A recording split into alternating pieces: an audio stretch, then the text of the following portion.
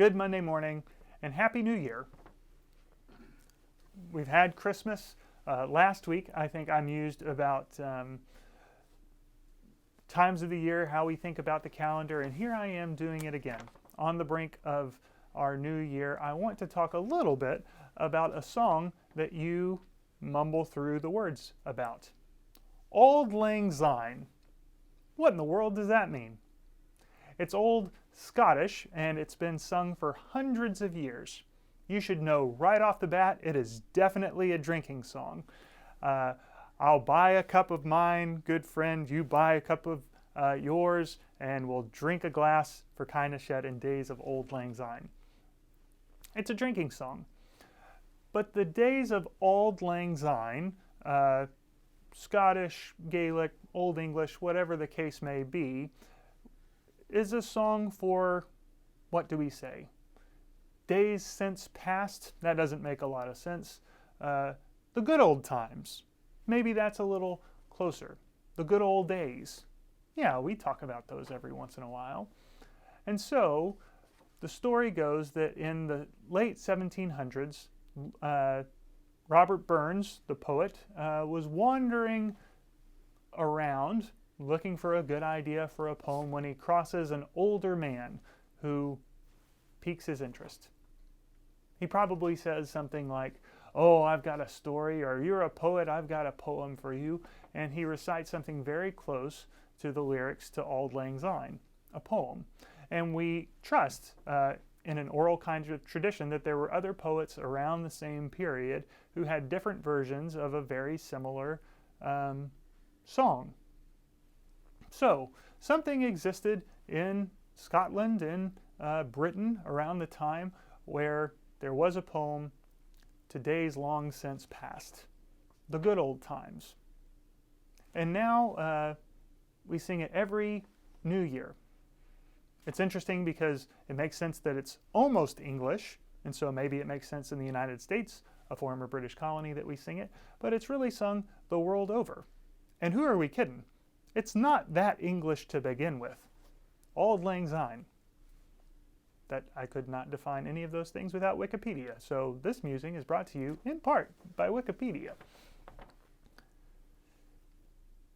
We raise a cup of kindness for days of Auld Lang Syne. Each new year, and sometimes, especially in Britain, people will sing this at weddings or at funerals, we take a moment to remember the things that have passed. I don't have all of the verses laid out, but it does speak to the ways that once upon a time we both rowed together, but now the seas have taken us in separate ways, in separate directions. We row apart, but we take time to remember the times and places where we were together. What are the things that you hope to remember this new year? What are the things that you want to raise a glass to because you know you've just forgotten them altogether? That's what I've been musing about. How are we supposed to understand the new year, its celebrations, and this song that we feel compelled to sing and raise a glass to, thinking not just about our future and the resolutions we might be making for the new year, but also the things that we've left behind. If you'd like to hear my musings on those things, I hope you stick around, but I hope you are also musing about those things too. It's clearly a drinking song. When people get together, especially in England, especially before television, the poem was set to music in 1799, it was the case that whole bars of people might sing songs. There were sea shanties and poems and all sorts of shenanigans that went on in Irish and English pubs. We still hold on to this particular one brought by Scotch and Irish immigrants to the United States and then all around the world, that we should, in the new year, probably raise a glass to days long since past. Auld Lang Syne. These last couple of years in particular have shown us lots of things that seem long since past. I know the list of things that I used to enjoy that I no longer do. I haven't been to a movie theater in over 2 years, and that breaks my heart. And it's not just because my wife does not like me spending that much money to go see one movie and also eat the popcorn and all the things. But it's hard for us to be indoors, to do things collectively. It has been, and it still is difficult for some of those things to fire up like they used to be. So what can we do in our period of waiting and hoping and being frustrated? We can raise a glass to those things. The new year is about potential. That's why we make resolutions for all the wonderful things that we are going to do. We're going to learn to play guitar or piano. We're going to go to church more. We're going to stop eating sugar so much. We're going to go to the gym every day, and we're all going to come out like genius, six-packed, conscientious Bible reading, church going sorts of folks if everything and all of our resolutions fall into place. I don't know how long it takes for you for your resolutions to fall away. It normally doesn't take very long for my resolutions to fall away. So it is the case that the new year is about resolving ourselves to do more things, better things, more hopeful things in the new year. But what does that mean about the past? It is the case that every year comes with some grief, some loss, the things we know about and the things we don't. We're a year older, maybe a little wiser, maybe a little I don't know what.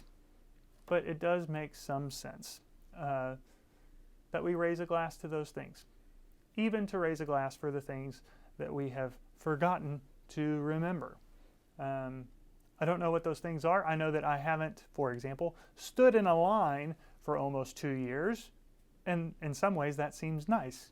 But it's also the case that standing in line means I talk to people, or I can be patient, or I can rub shoulders with people, and I haven't done that. For all the little things that we might not enumerate, the things that we wouldn't say that we've forgotten, this time of year, around the new year, we raise a glass to all of it, to the things that are passing away and becoming new. And that sounds a little religious to me. It is the case that God is making all things new. We don't put new wine in old wineskins, as the Bible tells us, and so we look forward, but not without remembering what we're leaving behind. If we seek to move forward, things must be, by definition, left behind. But before we walk on into 2022, we hypothetically, theoretically, figuratively raise a glass to those things. I do hope that you have a happy new year, that there are brighter and newer things to come in our future, and what those things are is a little bit about what I've been musing about for this week. So I hope you think about those things too. Thanks for listening to my musing. I'll see you next Monday.